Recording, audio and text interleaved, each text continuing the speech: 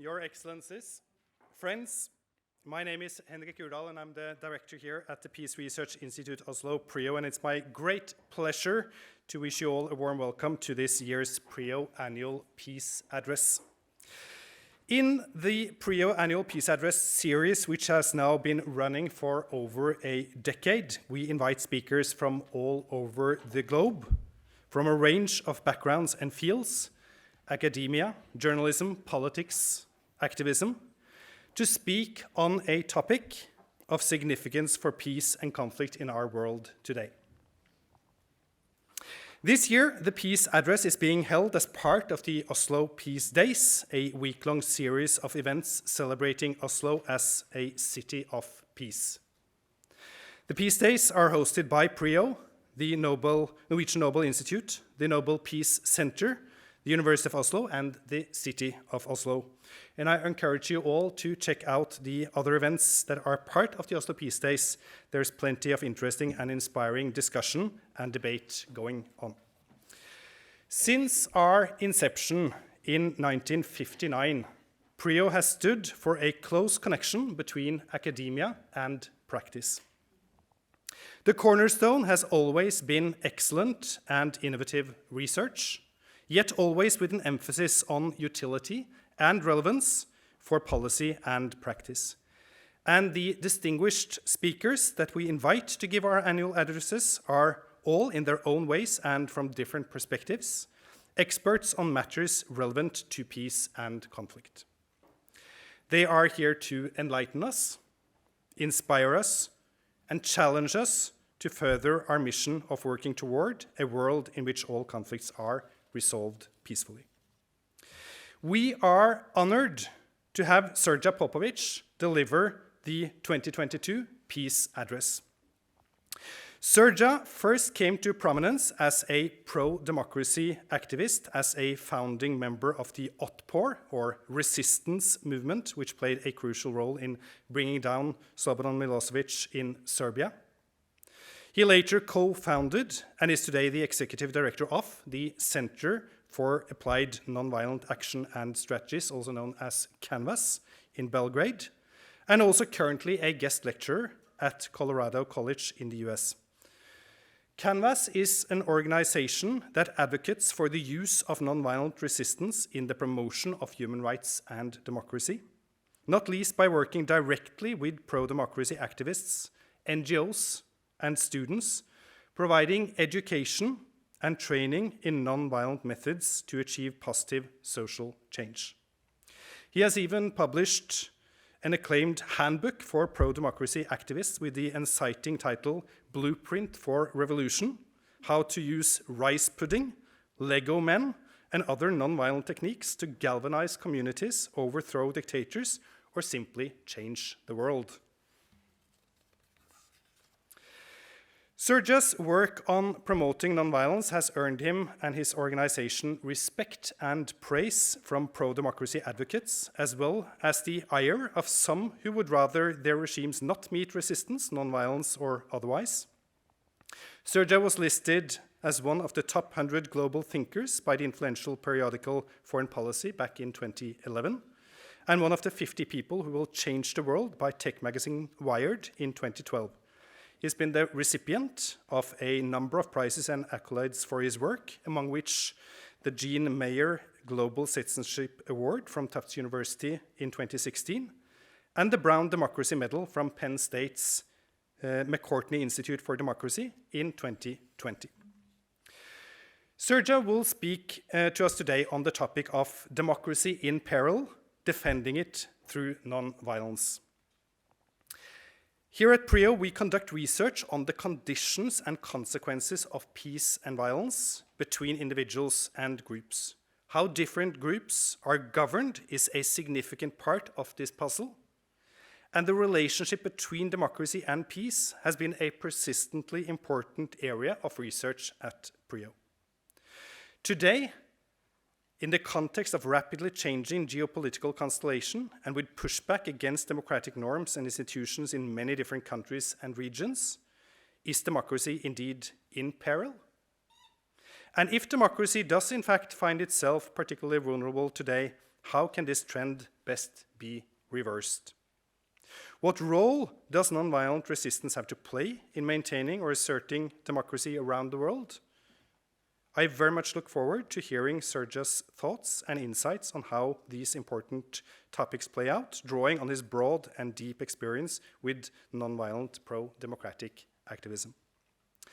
The peace address will be followed by a discussion chaired by myself between Srdja and two commentators, Conservative MP and former Minister of Foreign Affairs, Ine Eriksen Søreide, and PRIO senior researcher, Dr. Marianne Dahl, who is an expert on nonviolent resistance. But before I'm going to ask you to come to the podium, Srdja, we have a musical interlude. Performing for us today are three exceptionally talented musicians from Norway and Macedonia, who go by the name the Balkan Amigos. Viktor Rut Pesherov is from Stip in Macedonia and studied guitar there. He now lives in Horten and works both as a guitar teacher and as a performing musician. Bjørn Petter Tøsse is a three-time Norwegian accordion champion and has a master's degree from the Norwegian Academy of Music in accordion and also received the Audience Award from the Serbian Accordion Championship. Finn Guttormsen is in many ways has a legendary status as a bass player in Norway. He is engaged with a number of bands, including Farmers Market, Silje Nergård Band, and Best Western Swing. So these are known to the Norwegian audience, perhaps not to all of our international guests. So the Balkan Amigos, please take it away.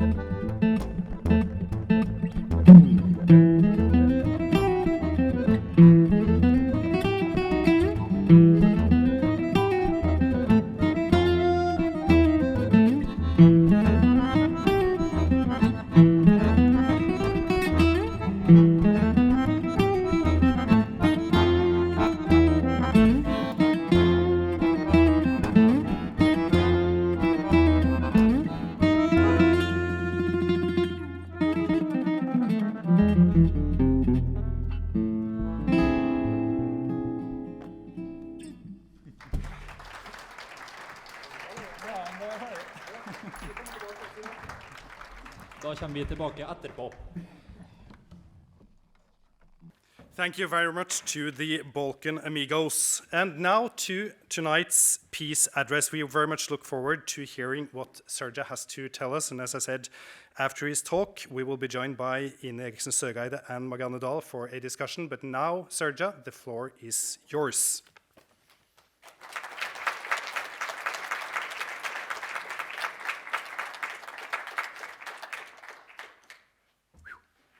Hello, hello.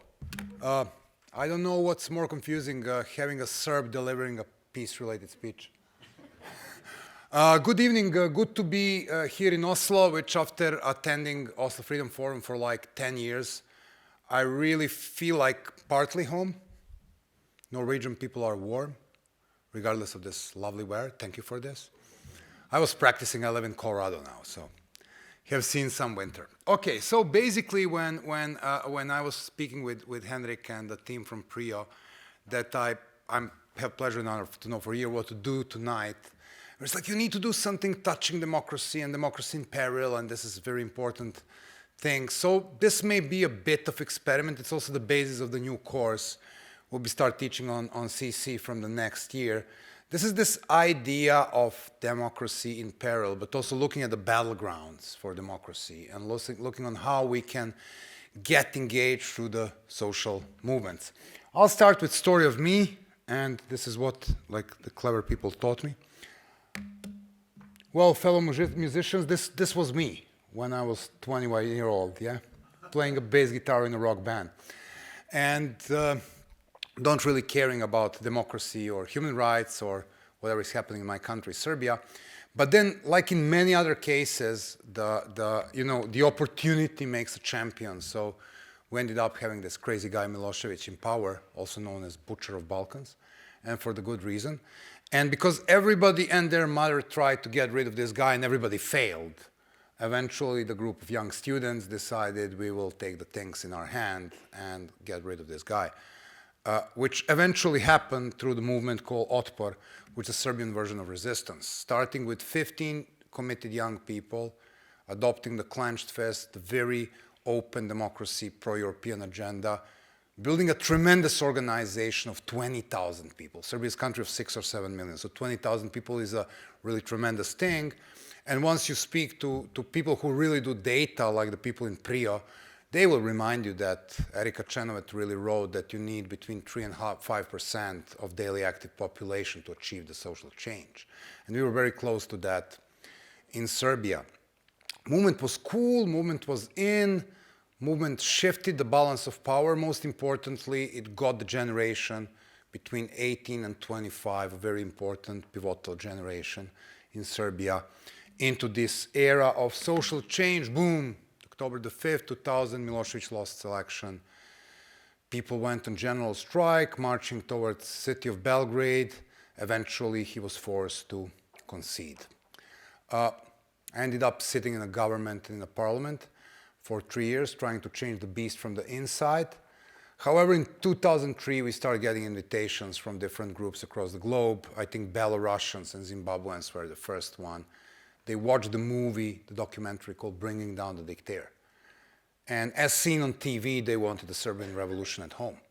So they started coming to us and talking to us. And after Georgia happened in 2003 and Ukraine happened in 2004, we decided to form the organization that I'm still running. 15 years later, I'm still blessed with working with mostly crazy people. So meeting a lot of people who have sanity and live in democracy is not really my cup of tea. I'll excuse for being some confused about that. So, however, what we were doing in Canvas for years, we were looking at this toolbox. And I had this amazing conversation with people in PRIO, and probably the questions will be like, which conditions you need to really foment the social change? Where in Canvas, we look at skills.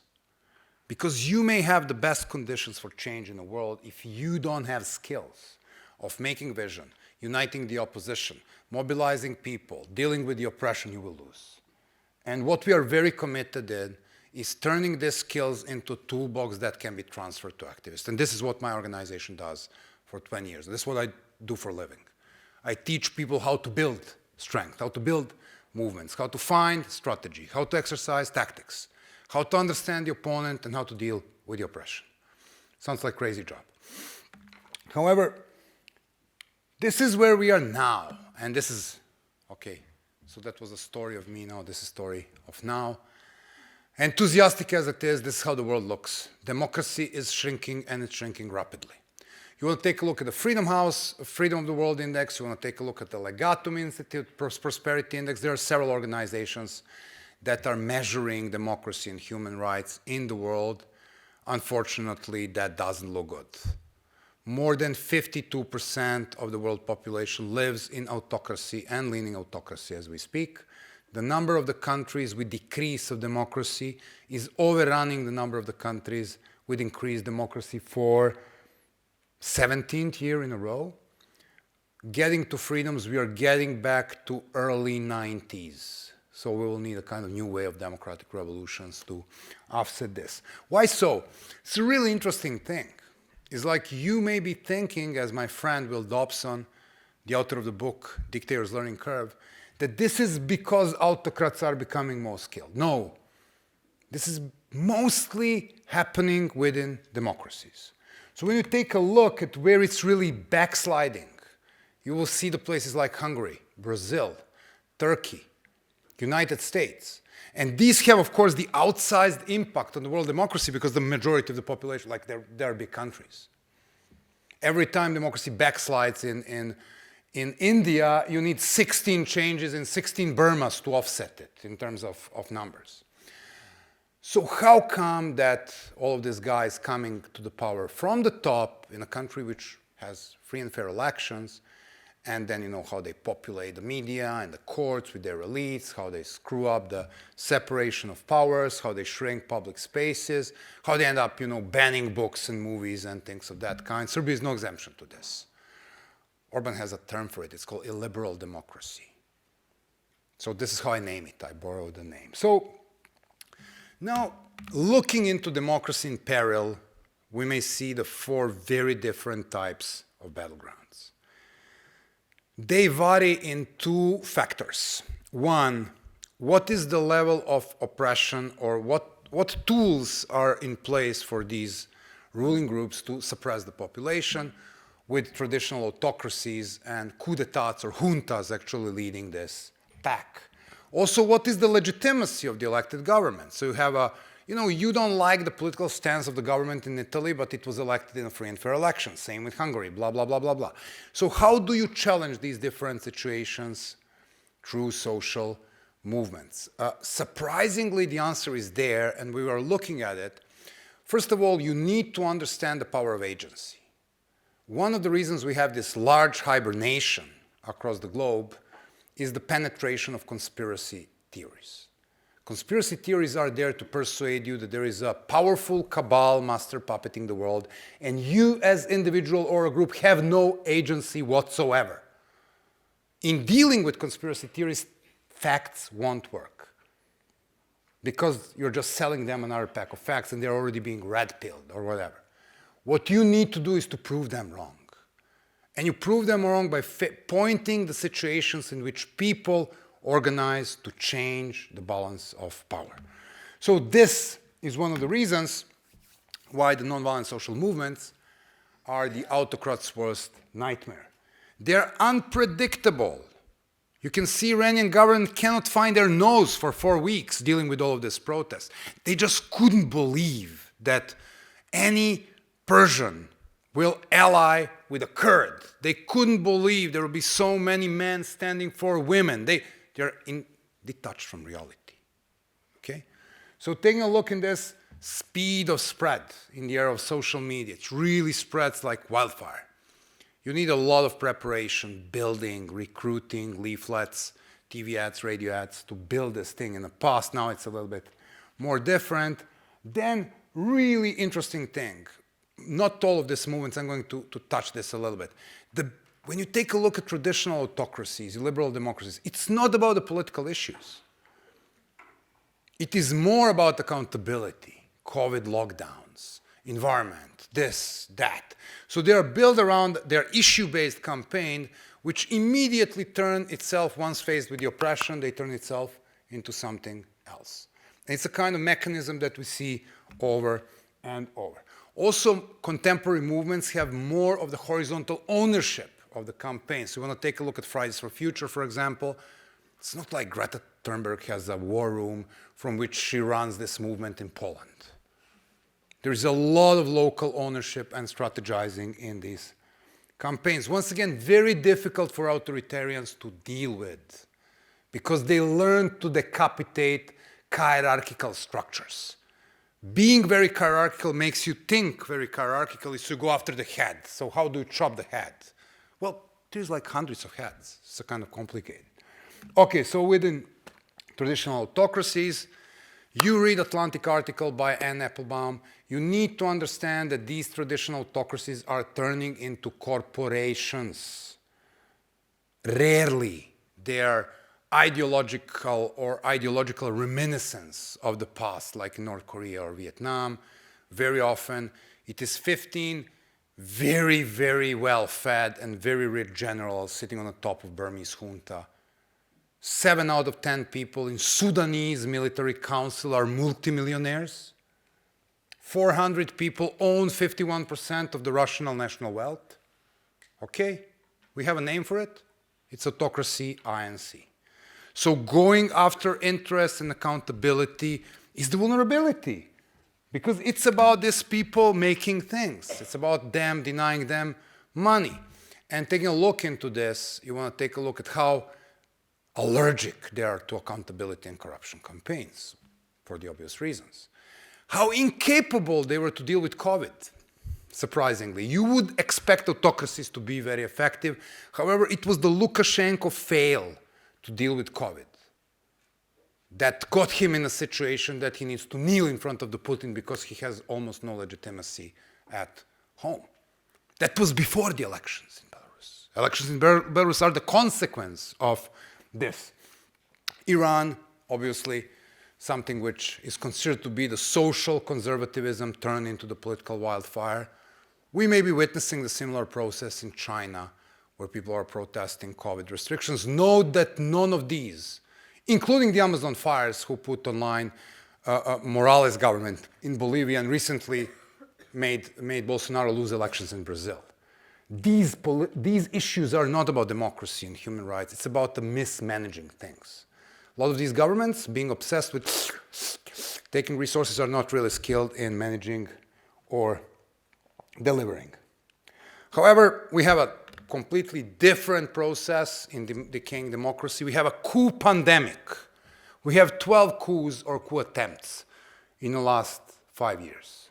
Interestingly enough, once again, it's done by a rich military. Whether you are looking at Sudan, where military is trying to save country in a political turmoil, which kicked out Bashir, where you're looking in Burma, where these people gave a little bit of the democracy, now they get 10% of support. It's the end of game. We don't want to play that game anymore. We go back to power. Every single time you look this, you can see that it is nonviolent social movements that kick ass of these regimes. Not foreign sanctions, not foreign military intervention. Doesn't work this way anymore. It is the strike of the white-collar bank practitioners in Sudan, which are working on SWIFTs and transferring military salaries. That made military negotiate to the civilians. The fact that they couldn't pay their own soldiers because there was nobody to do the SWIFTs. It was the people who organized the campaign that collapsed the largest brewery in Burma, owned by the member of junta. The largest tobacco industry in Burma, owned by another member of junta. That is pressing Total and Chevron to divest from their national oil company, which accounts for 50% of the military budget. These are well-structured campaigns. They're meticulously planned, exceptionally exercised, and very difficult to suppress. When you see these things, once again, take a look at what the issue is. Skills, skills, skills. If these people have skills, they can take over outsized opponent. Off to Turkey, election soon. Well, illiberal democracy is a very interesting phenomenon, and whether you have the representative elected on the elections, free and fair elections, less than free and fair elections, almost rubber stamp. It varies. It varies between Turkey and maybe Serbia, with all the other things in between. However, this is what we call the four-track strategy. Milošević was kicked out by this strategy. So you have elections, but you need to do the parallel election vote count, because they will steal. And then you need to document the victory. And then you need united opposition. And then you need a large participation to offset the manipulation. And it is best done through the non-partisan movement. So these things are coming to place when you look at the liberal democracy and how to tackle illiberal democracy. And there are many examples, from Serbia to Georgia in 2003. Ukraine, remember? First time Ukraine defended democracy was in 2003, 2004. That were the elections where opposition candidate was poisoned. Still he won. Regime didn't want to comply. Wide movement, election recognition. Then Ukraine had Maidan in 2012. Everybody who was surprised by the resilience of Ukraine probably forgot that these people put their lives in line to defend democracy twice in the last 15 years. And of course, recently you have Bolivia and all these other places in the world. Last but not least importance, the world is talking about the right-wing populism. I don't like right-wing populism, I don't like left-wing populism, I don't like extremes. I'm a boring centrist myself. But taking this into account, in the countries like US where I live, they're obsessed with their democracy shrinking and with inflation of 8%. I was living in a country which has 8% a minute, come on. You're spoiled. The key is participation. Because in these countries you have democratic institutions, is where you participate in defending this institution. Most likely, do you participate in an election process? Now, everybody who was surprised with the defeat of Trump-embraced candidate in the recent midterms in the US should be taking a look at the number of the young people voting in these elections relative to the normal midterm elections. What does it tell you? It is that people in democracy have a clear path to defend this democracy if they think it's in peril, which is a large percent of the participation in the institutions, most likely elections. Also, when the institutions misbehave, or in their opinion they misbehave, like the Constitutional Court, Supreme Court of US bringing this weird Roe versus Wade, whatever, giving right to, like sending down the river the abortion rights that women fought for 50 years. It caused a line of demonstrations. It caused a line of the state ballots. It actually helped Democrats maintain the Senate because people participated in this. They were not only complaining, they were doing demonstrations, they were doing petitions, they were putting this on the ballot, they were coming out and voting. So it was not just talk, it was physical participation in events. So, you know, there are things in Italy, there are things in the US. I will leave this for a question and answer session. I will just put the light on the last thing. One of the worst things that happened in the last year may also be the very good thing for democracy. After being successful in screwing democracy worldwide, producing an army of assets, which was sucking the oxygen from the truth, building hundreds of thousands of little Gerhard Schröders around the globe, meaning ex-officials being corrupted by the Russian gas money, Putin finally screwed it up. So now we see, beside the buttocks, what is happening there. We have the assault of autocracy on democracy in Europe. And we have a chance for a new unity. Not only the political mainstream unity of European countries in kicking out this guy and supplying Ukraine with weapons, but recognizing the fact that if we don't stop oil-rich autocracies, we are screwed. And then this amazing relationship between oil and democracy. If you talk to the Fridays for Future people, they really encapsulated it. The oil is a heroin that we are buying from a very bad dealers. Once again, it's a junk that we are buying from guys like Putin, Khamenei, Maduro, MLB, this lovely guy from Saudi Arabia that chops journalists into the Philly steaks. what we should do, we should deny them power. And there are many books looking into why Norway is the only country in the world which has a democracy and oil at the same time. And the answer is only because you invented democracy far before you found oil. If you take a look at the relationship between stability of the autocracy and what they export, 8 out of 10 times they're stable because their only export is oil.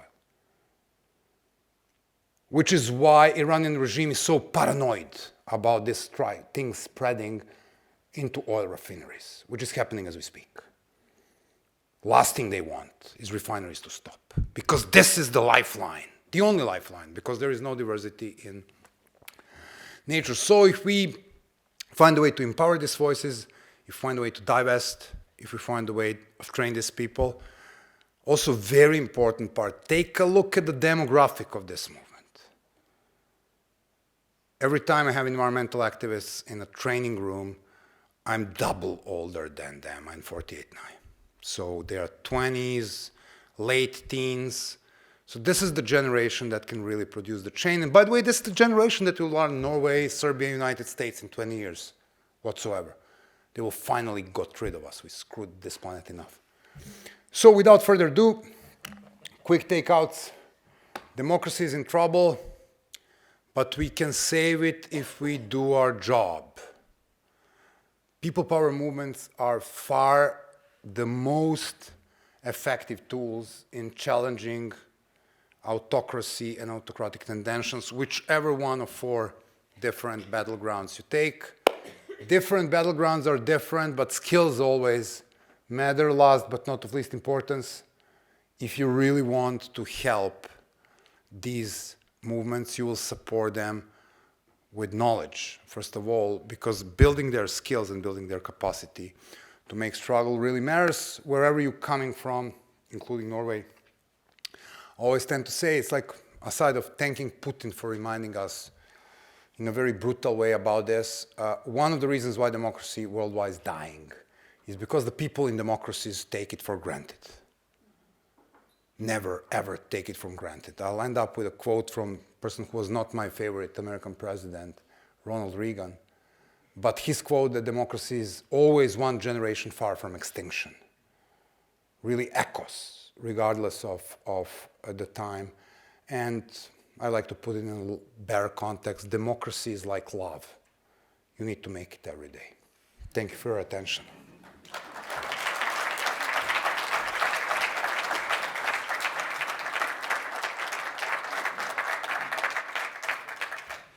Thank you very much, Srdja, for that very inspiring and engaging lecture. And we'll be hearing more from you in a very short while. But before we get to that, we will have one more musical contribution by the Balkan Amigos. Please.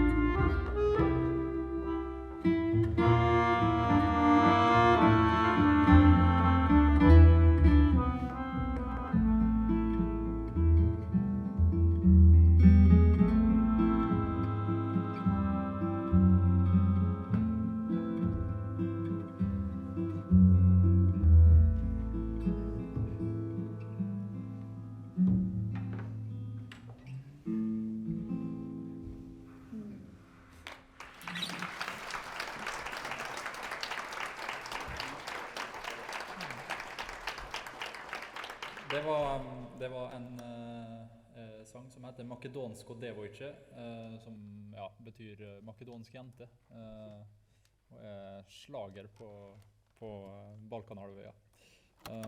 Ja. And now we'll play something fast.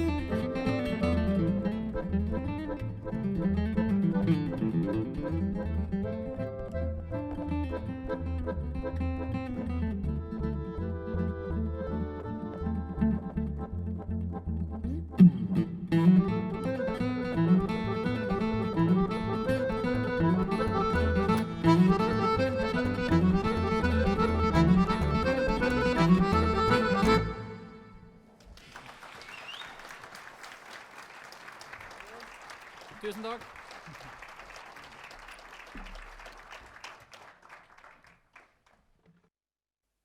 A change of scene here.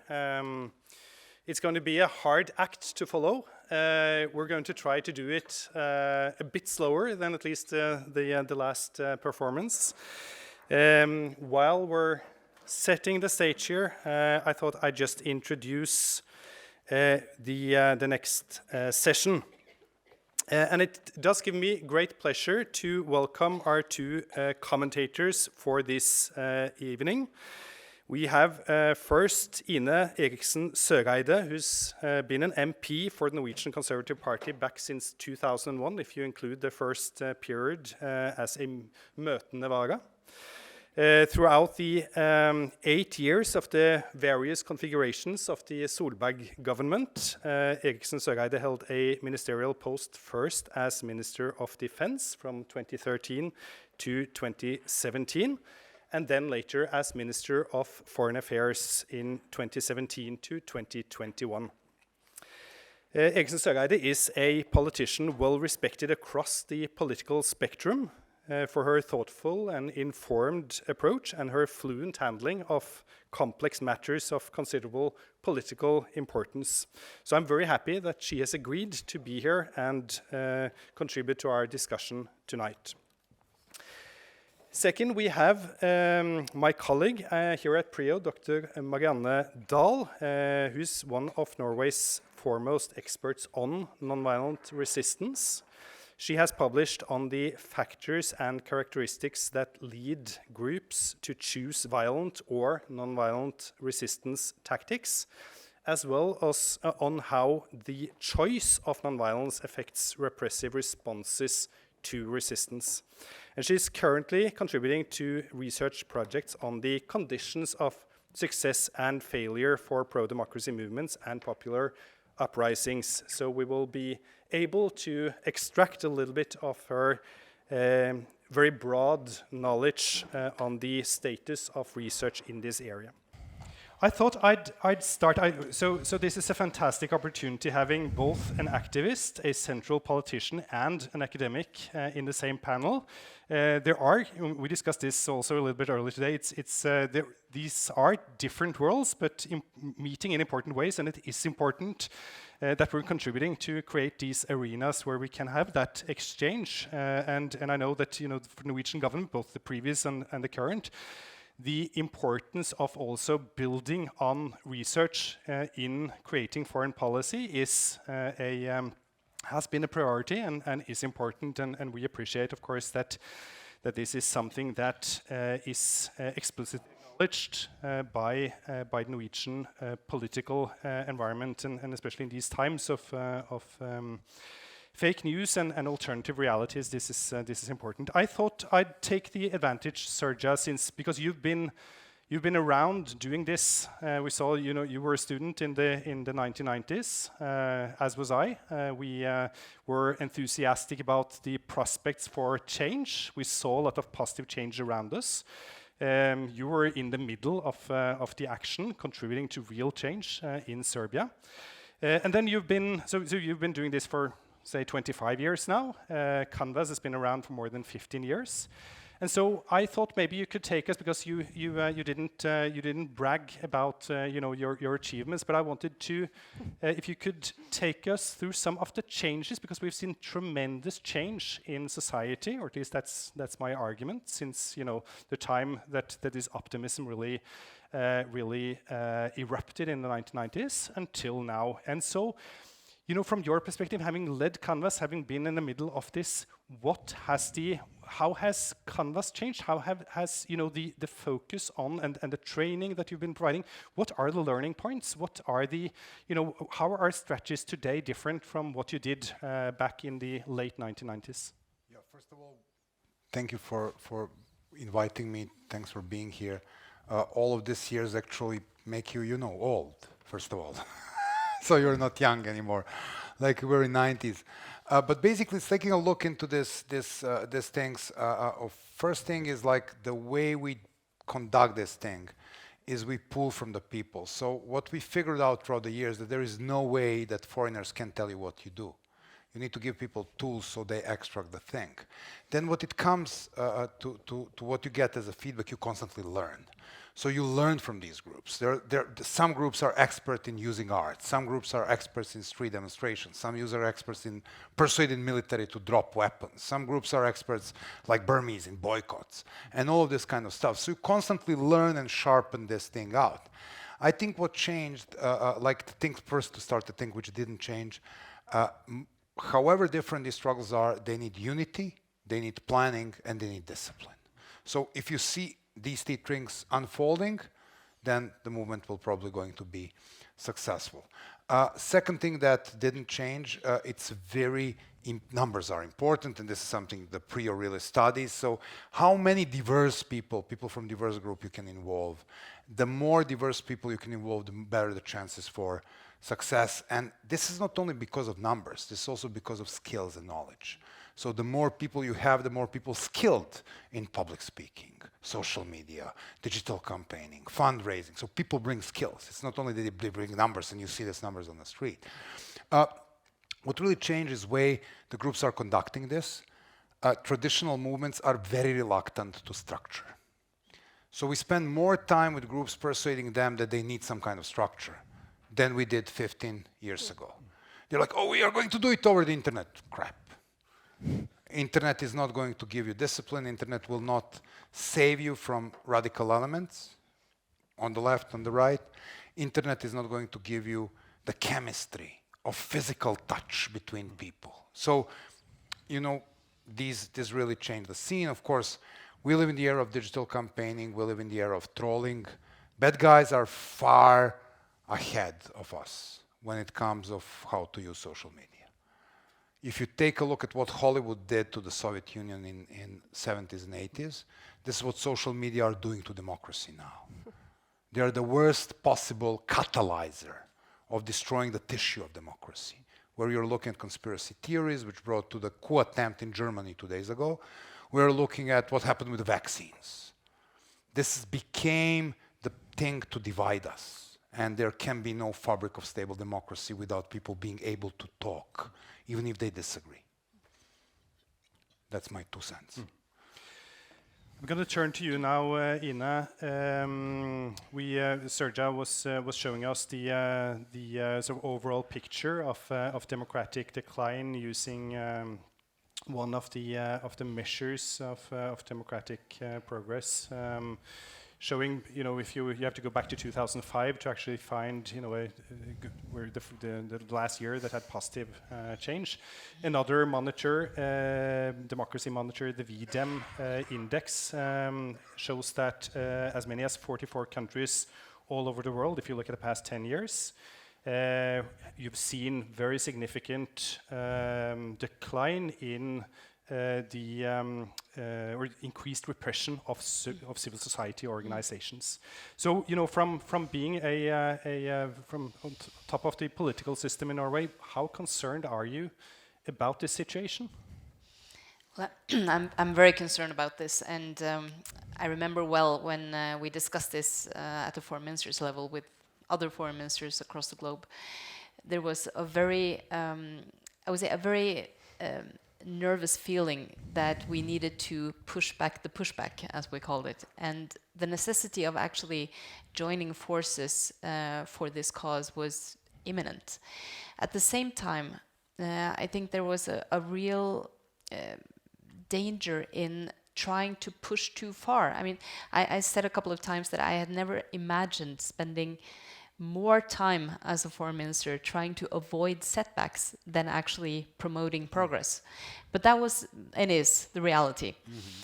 The problem is that when you look into the situation today, there are many areas where we would like to see more progress on human rights, for instance, on civil society. But the fact of the matter is that no one in their right mind would even dare to open a convention today and try to make it better, because the risk is that the whole convention would disappear, because there is no agreement. I mean, a lot of the things that we have in conventions today would never have been agreed today. They were able to agree on at a time where the development was linear and to a positive place, but it wouldn't be possible today.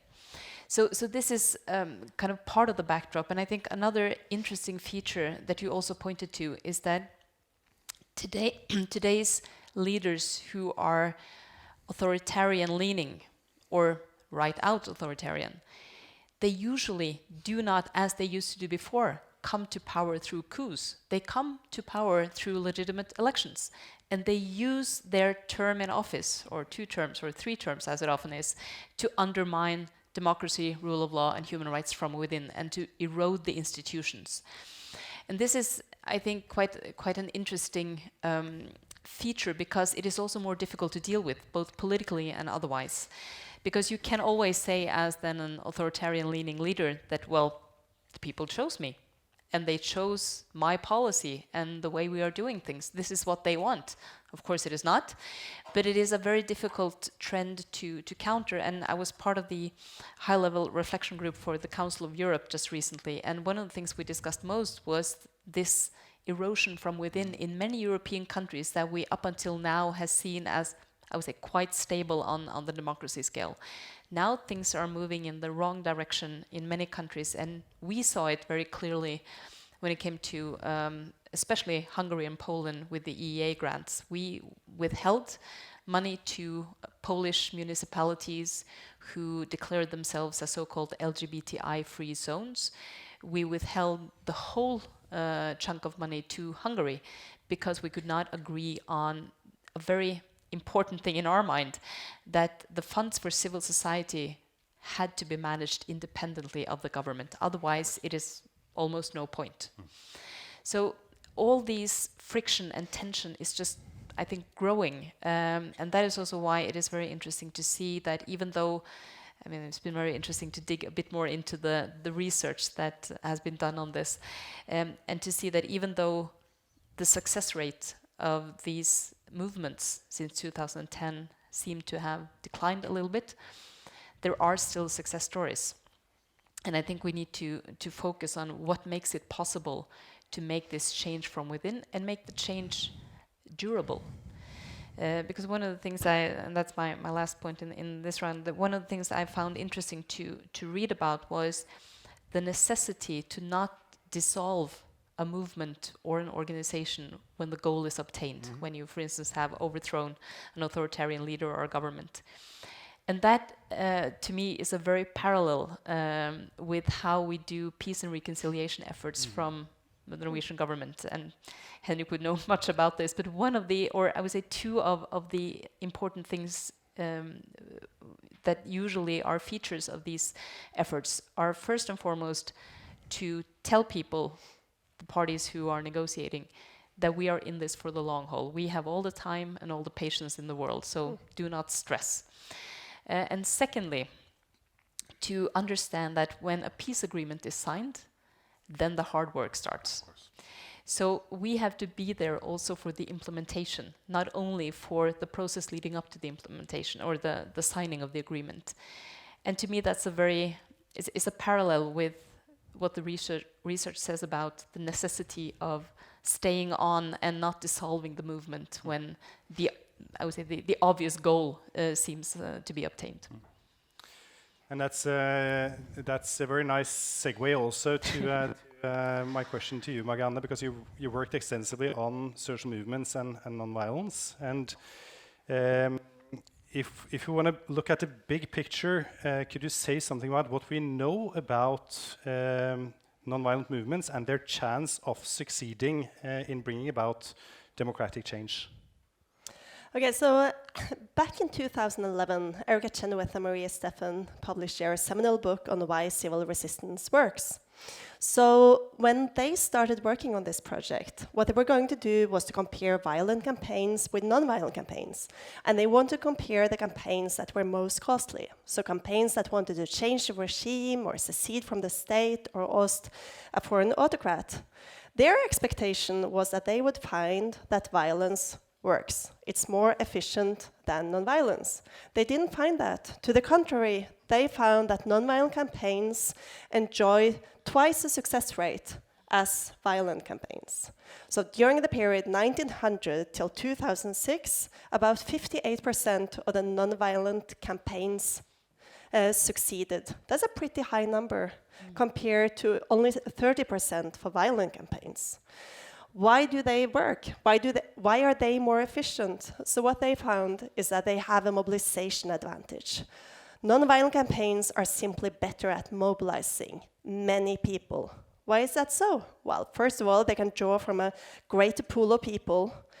Anyone here in this room could join a nonviolent movement. We have the physical capacity to be members of a nonviolent movement. If we were to join a violent movement, we would have to consider whether our health, our physical capacities, our knowledge to make use of weapons makes us equipped for that. But for nonviolent movements, all of us can join. Also, the costs of joining, the moral cost of joining a nonviolent movement is lower than it is for a violent movement. While there are risks, huge risks associated by being part of a nonviolent movement, it's still less risky than being part of a violent movement. And because of this, nonviolent movements tend to inflict higher costs on the government.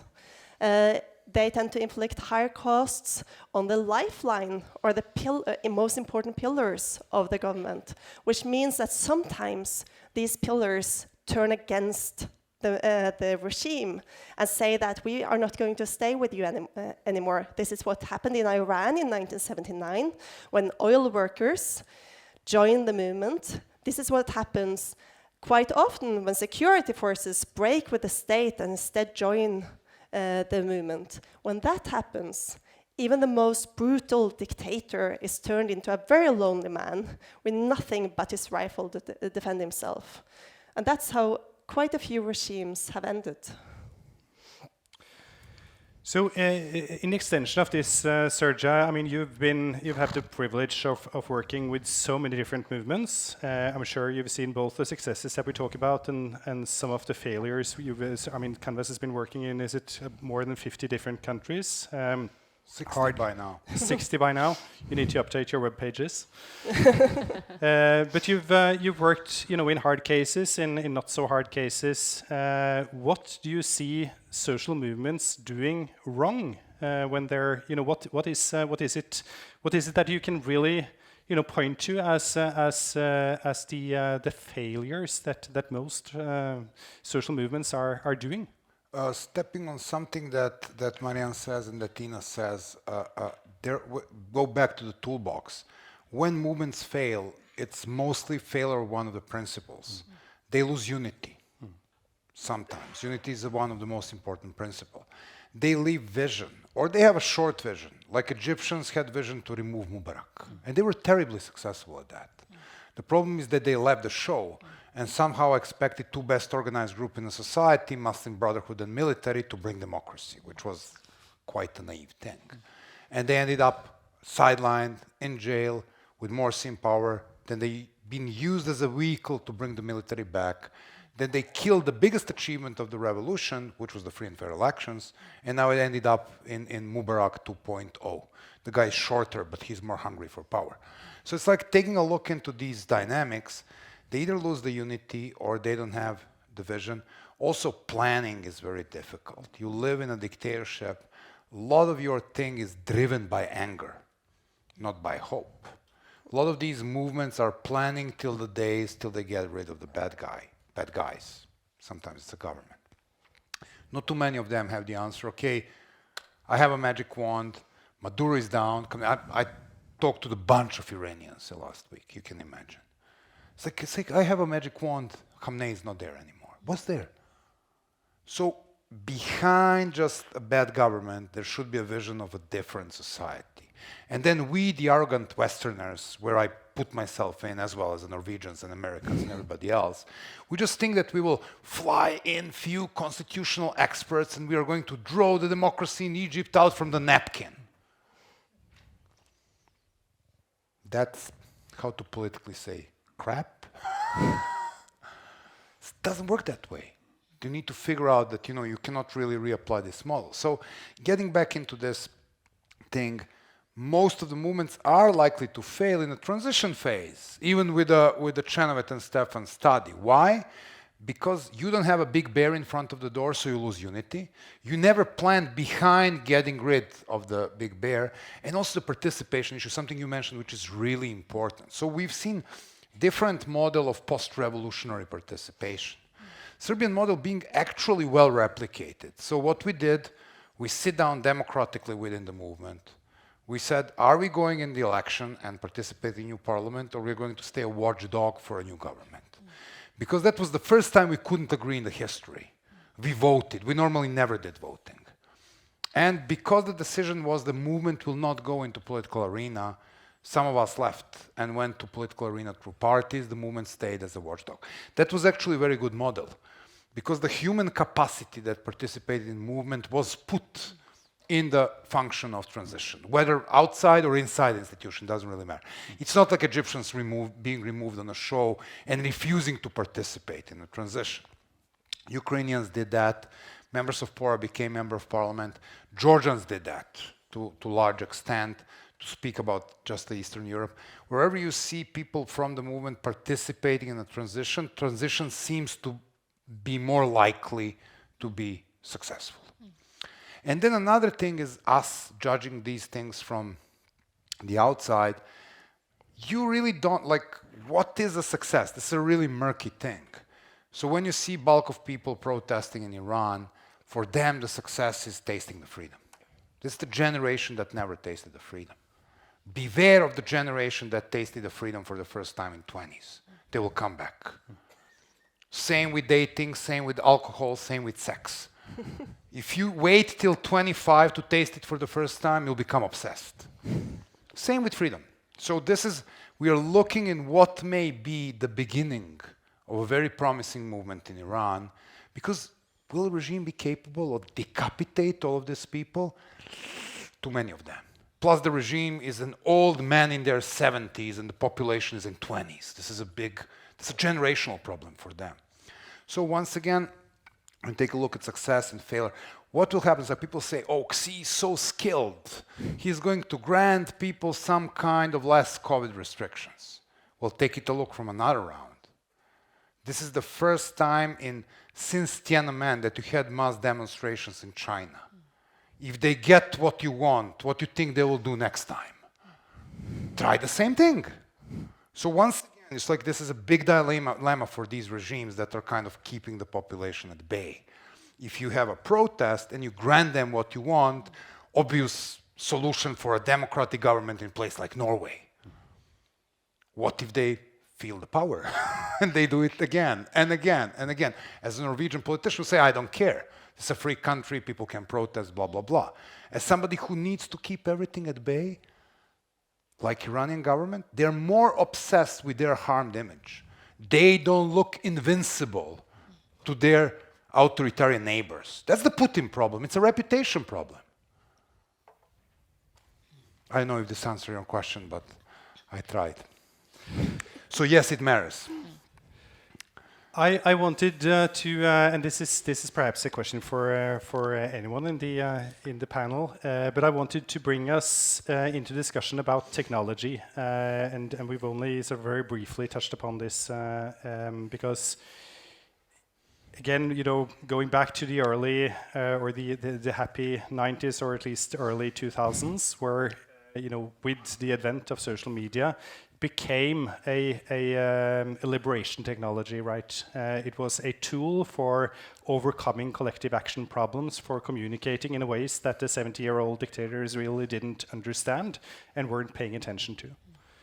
Now that situation is different because the 70-year-old dictators are being aided by a younger generation who are not on the right side of history, but certainly capable of increasing, and technological standards to increase both surveillance mechanism, to improved intelligence mechanisms, and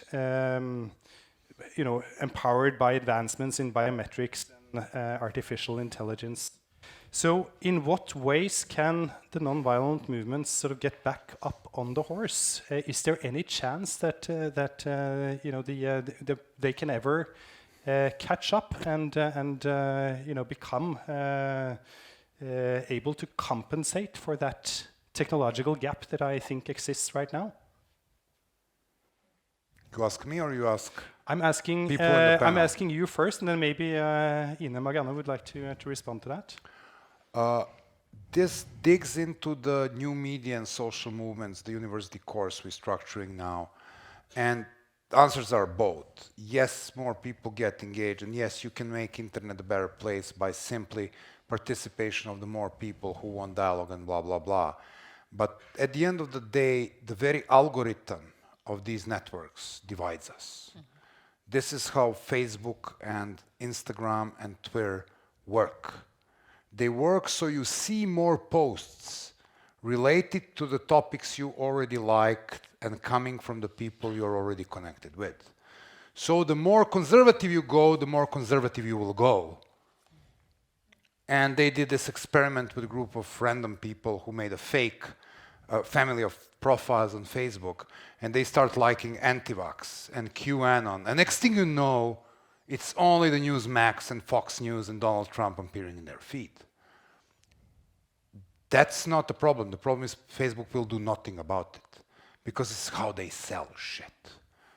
I would recommend to your attention an amazing Netflix movie called Social Dilemma, where top people from these companies are telling how they screw the world. And one of the first persons that appear is the woman who was, I think, Pinterest or Instagram founder. And she says amazing things. There are only two types of industry in this world, which call their consumers, users. It's illegal drugs and social media. And then you start thinking about it, you know. So they are selling users. This is what these platforms are doing. And when I see this type of problem, it can't be solved until we do something with the larger mastodons in the room. You ask me, do I see Zuckerberg or Elon Musk really fixing the things? I'm not an optimist. They don't look to me like people who will, you know, get rid of the capital for the purpose of ideology. Marianne, do you want to say a little bit about...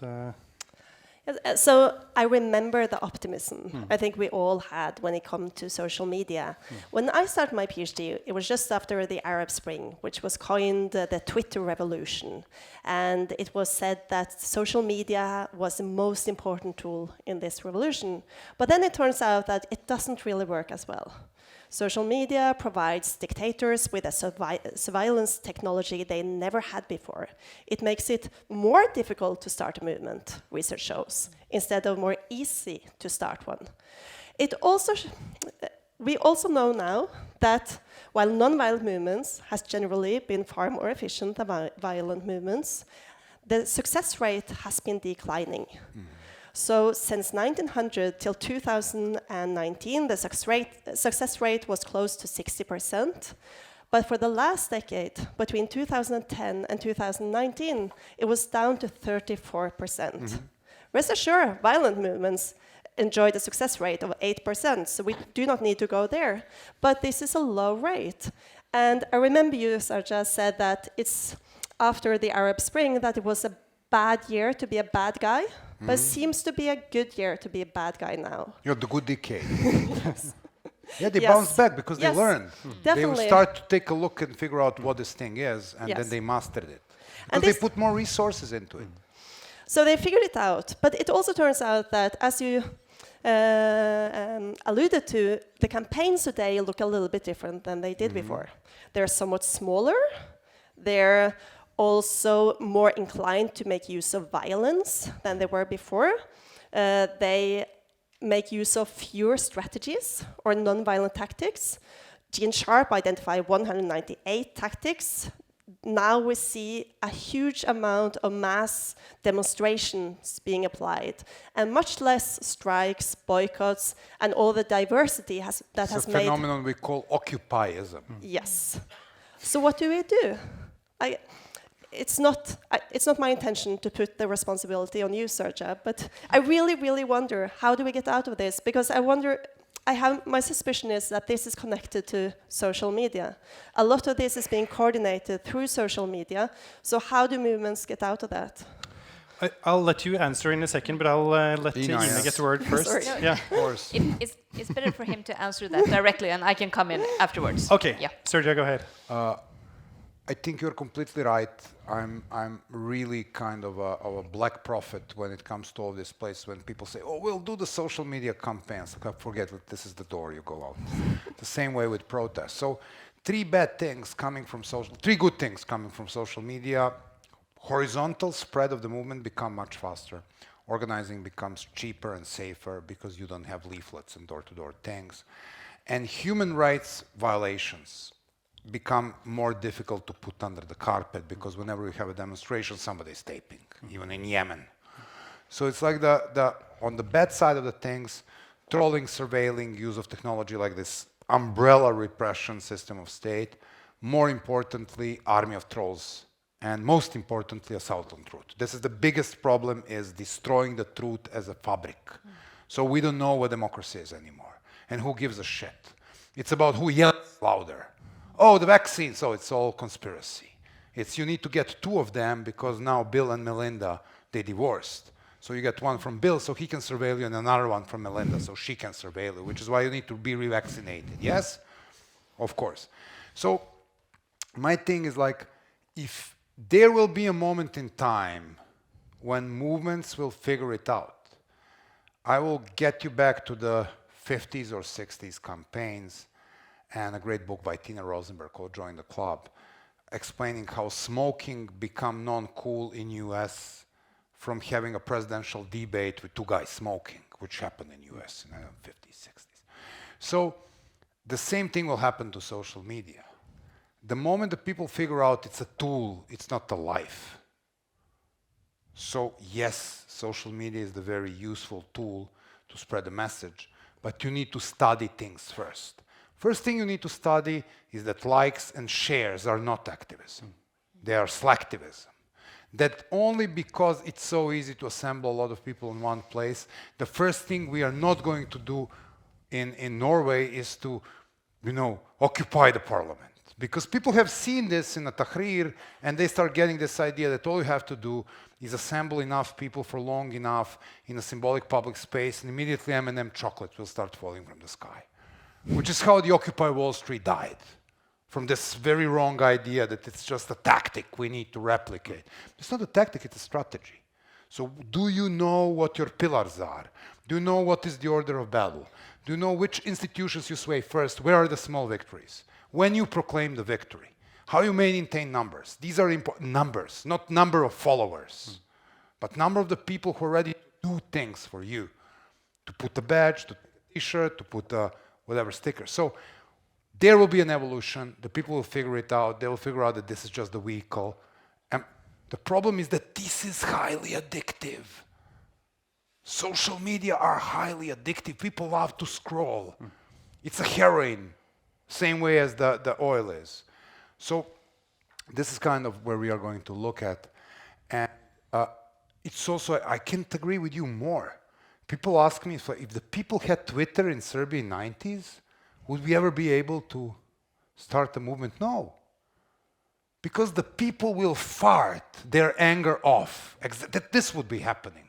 They'll be farting short tweets and thinking that they're doing something significant, instead of meeting and doing something significant in real life. So it will be a very cheap replacement for activism. Serbs are great in shitting other people's off on Twitter. This is what we use it for. Thank you, Elon.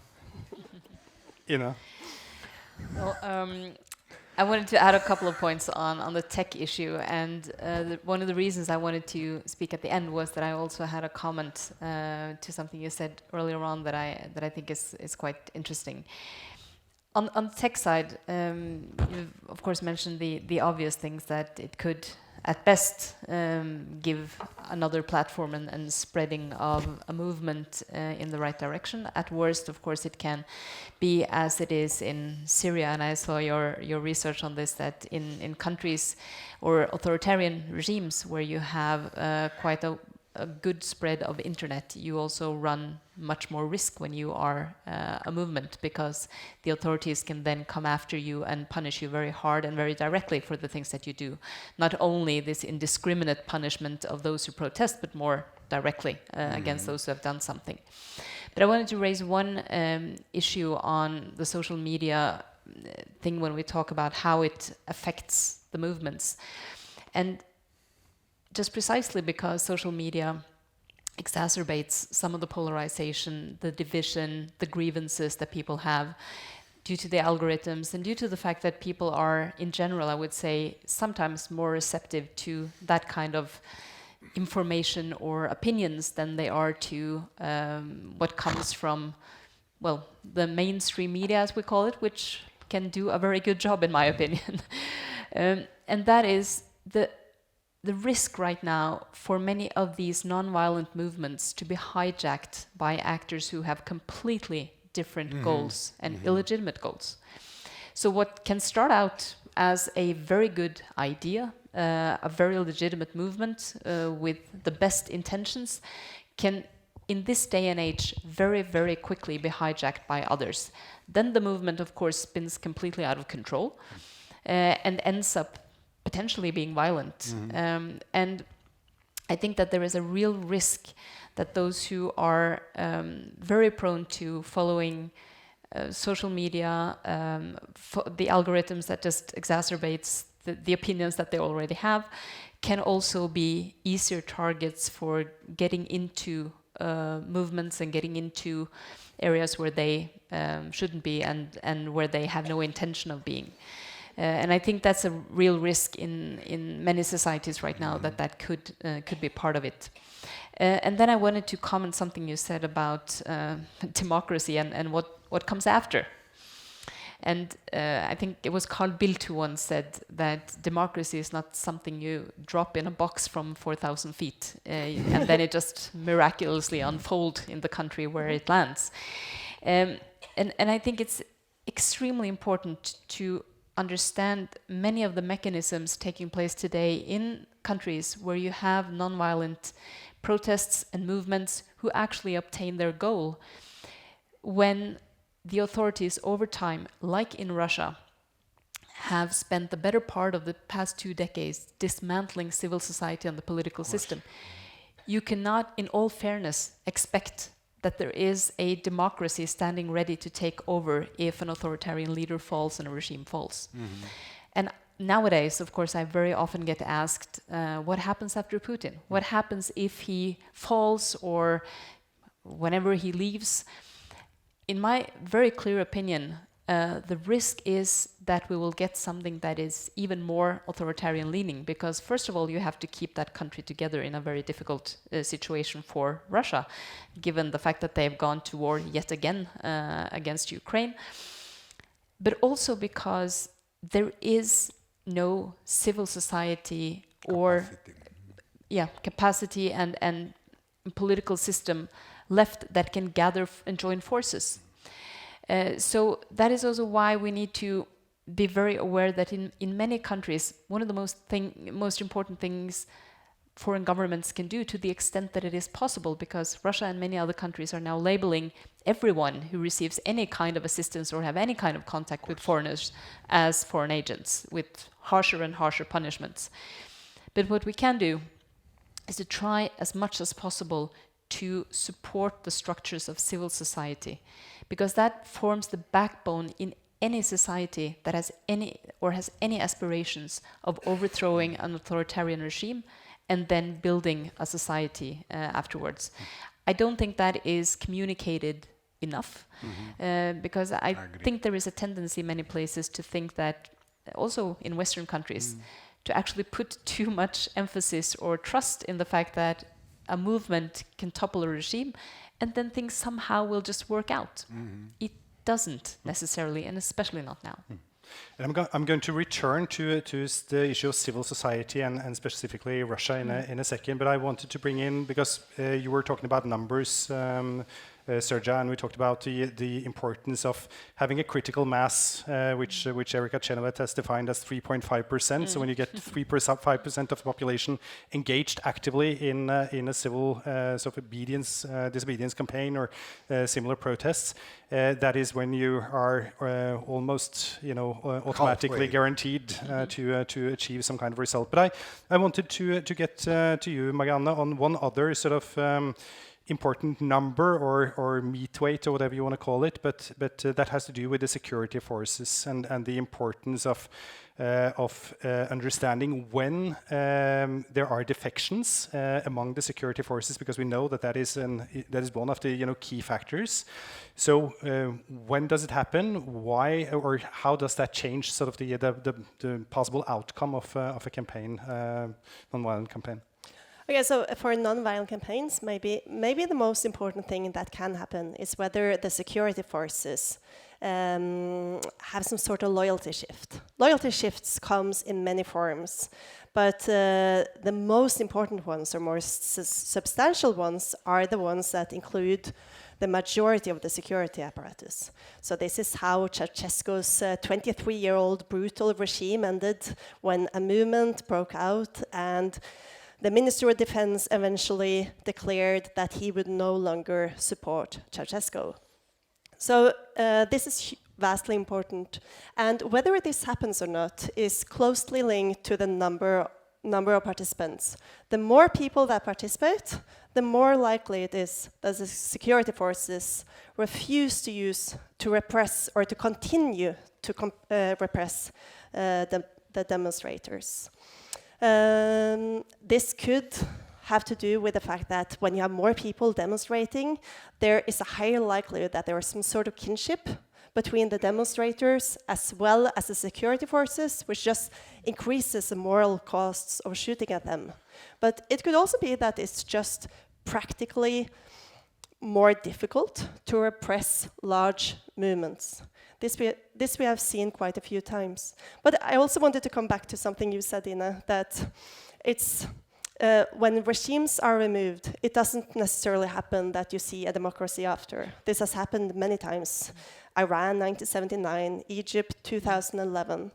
But I think on the more optimistic note, what the research shows is that you have a higher likelihood of a democracy afterwards. So it doesn't mean that it's going to happen, and it takes a lot of work, but while we could end up with someone worse than Putin, we could also, especially if he's removed by non-violent campaign, end up with someone at least a little bit better. And I wanted to just come back to the issue of Russia, as I said, and civil society. And I wanted to touch upon this year's Nobel Peace Prize, because, of course, this is the Oslo Peace Days. We're having the ceremony in 2 days, and you're going to be part of the ceremony as well, Srdja. And I think it's going to be, it is certainly a prize that also speaks to the topic of this discussion.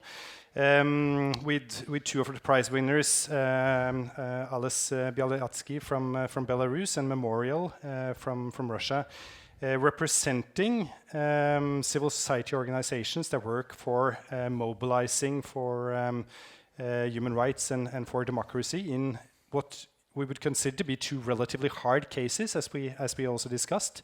So, what is, how do you see the prospects for this succeeding, also in light of what Ine said about, what are the alternatives when it comes to Russia? How is there any? Do you see any light points when it comes to the developments in Russia and Belarus now? Well, this is like to answer shortly to all 3 of things. Marianne thing is very important.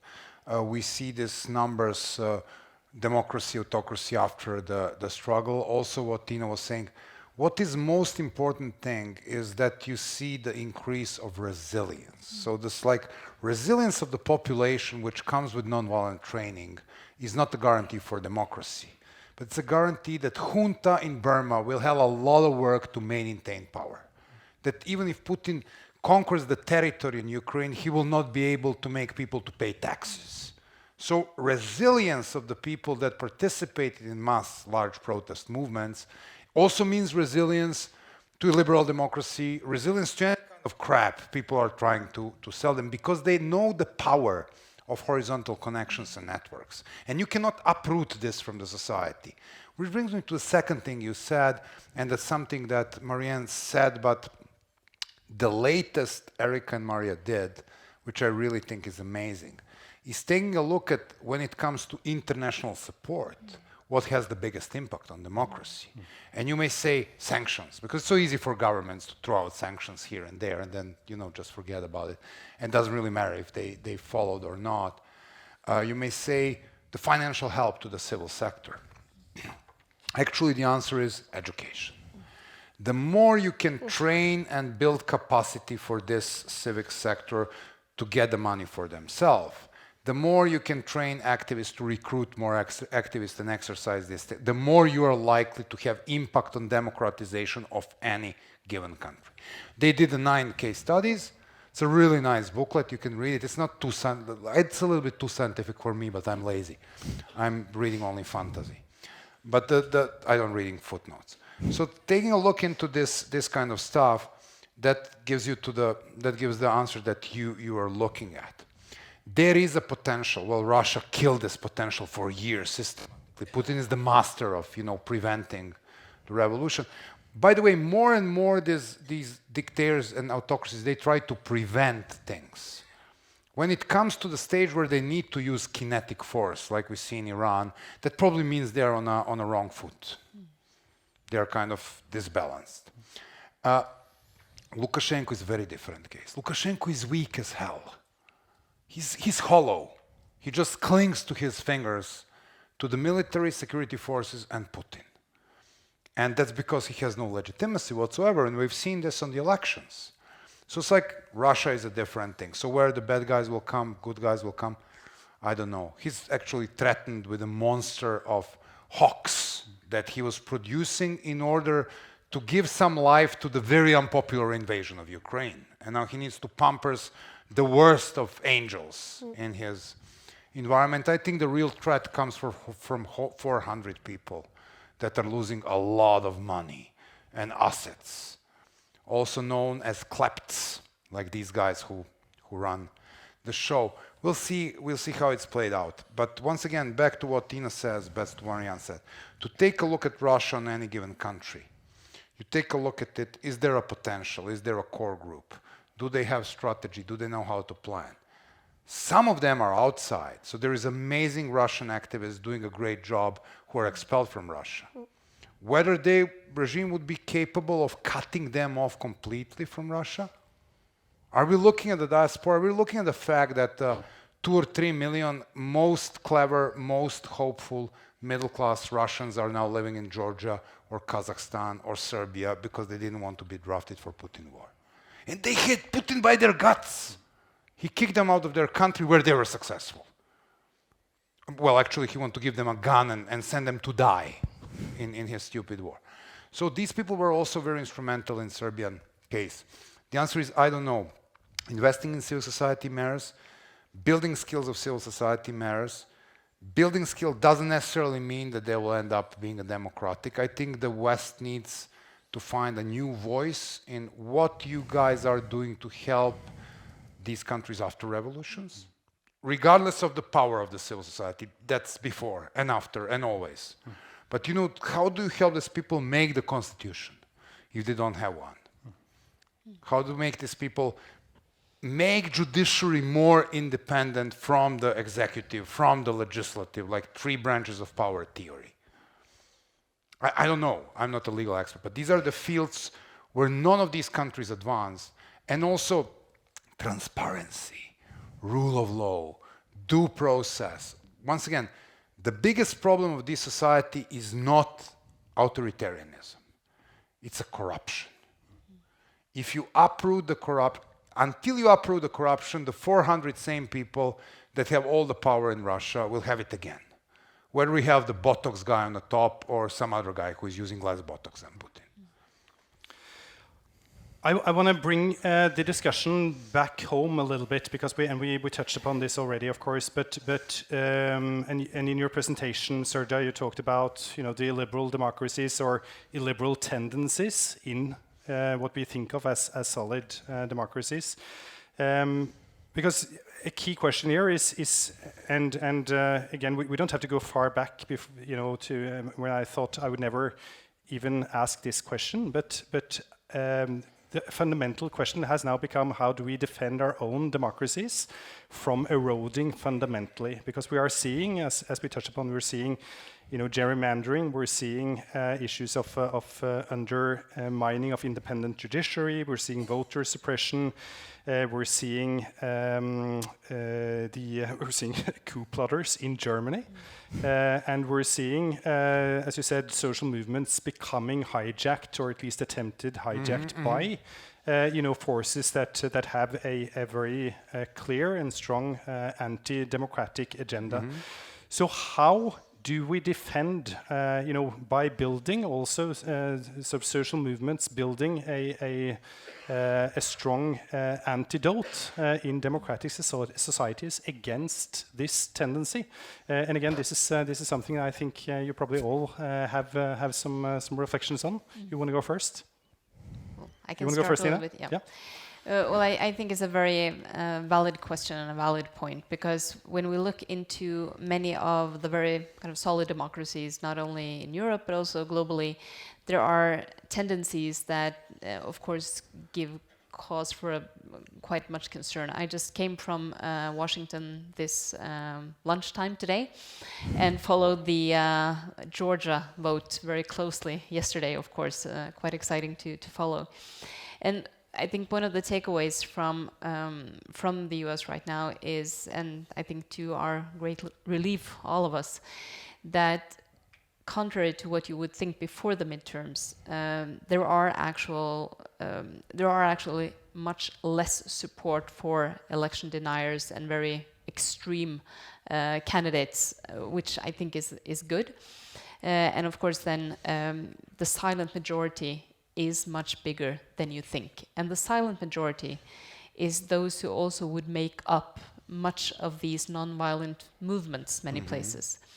And when you see many of the initiatives that are taken in many countries, also in European countries, I would say the bravery that many people have in not only opposing authoritarian tendencies, but also gathering people, trying to make change from within. And I think it was fascinating to read the review of your book, also with how you use a simple thing as food in order to gather people and to form a platform and a basis before then expanding a movement. And food is only one example.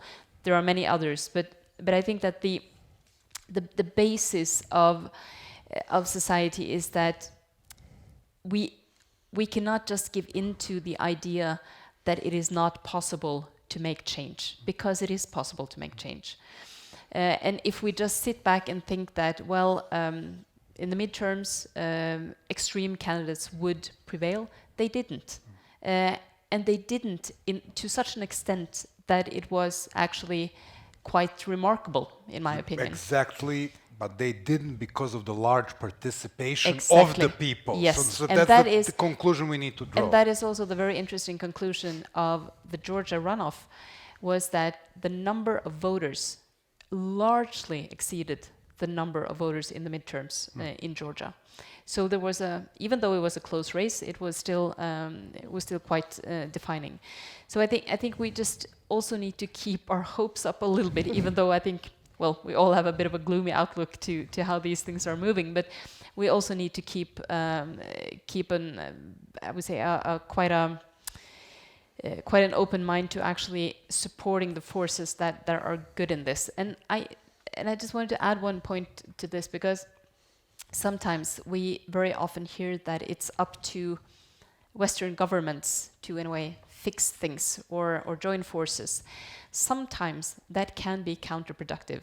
And we saw that very clearly also in when we were in government, that when we worked with trying to support civil society, trying to support good forces and organizations in countries that were at risk, if human rights, democracy, rule of law becomes sort of a uniquely Western idea, it is absolutely going to fail. So what we tried to do was to reach out across countries and continents and to find allies that joined in on the same ideas, typically on a different continent, and a country where you would not necessarily cooperate very closely on other issues, but to find these alliances to make sure that the space for democracy, human rights, rule of law was expanded and not made into an idea where typically an authoritarian leader could pull up a sign and say, it's us against them. They are eroding our values, our family values, or our religious values, or whatever it is. So it's enormously important that Western countries try to lose the blind spots that we sometimes have, where we think that if we only join forces and be powerful enough, it will make these authoritarian leaders change course. Most likely it will not. It will only be used by them as an example of why they need to tighten the grip, because otherwise these other countries who are interested in dismantling our society will come to us. Of course, that's not the case for obvious reasons, but that is how the narrative is portrayed, and that is also quite dangerous not to see that. If you are Western countries, a Western alliance that really means well, and I think all do, but the result can still be the reverse result of what you are actually intending. And I think that's an extremely valid and important point, and one that I think has dawned upon us through a number of failures in the past decades. So that is, I think, a nice way to wrap up and end. And I want to give you the chance, Srdja, to just conclude, because again, if you want to reverse the issue of providing advice, because you have been, you've been so involved in this agenda for so long time. We're in a situation, as I said, where we are also facing fundamental challenges to our own democracies. We need to find ways to defend it. What would your advice be for our societies going forward, for Western societies in defending democracy? I'm now living in a Western society, in the Midwest of a Western society called United States of America, also known as the Wild Wild West 300 years ago in Colorado. So, it's like the thing is very simple, as you explained, and I mentioned, it's a participation. There is a great guy from Tufts, one of the professors, who does this beautiful cross, said, strong states, strong society. So ideal democracy is this democracy where you have strong institutions that is supported by a resilience of the people. You can move to one step lower and you can get to Norway, where you don't have such a strong implementation of institutions, but people still obey laws, which is why Scandinavian democracies are so, people are making it possible, people are making it good, and despite the snow.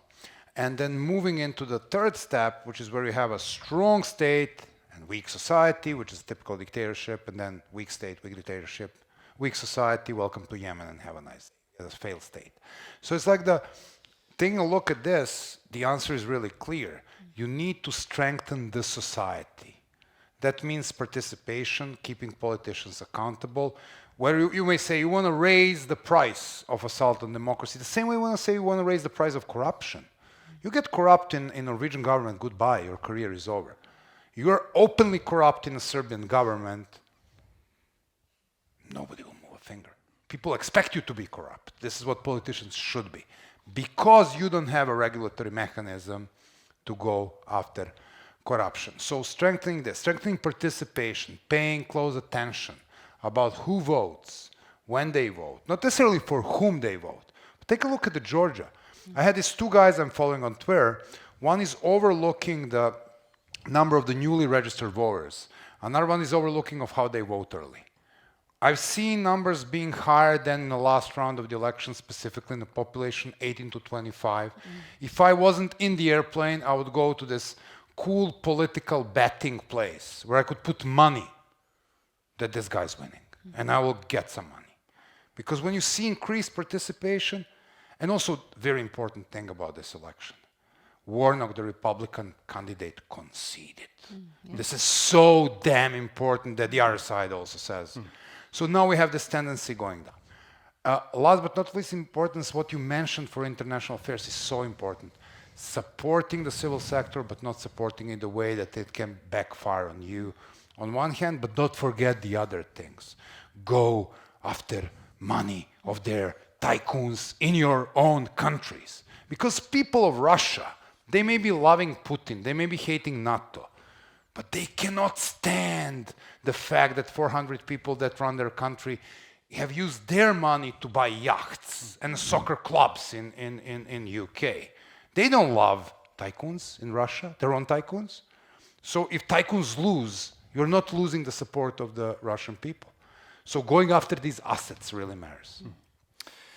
Thank you very much, Srdja, and thank you to the whole panel. Just before we're dissolving, I just want to say that it's possible to continue the discussion.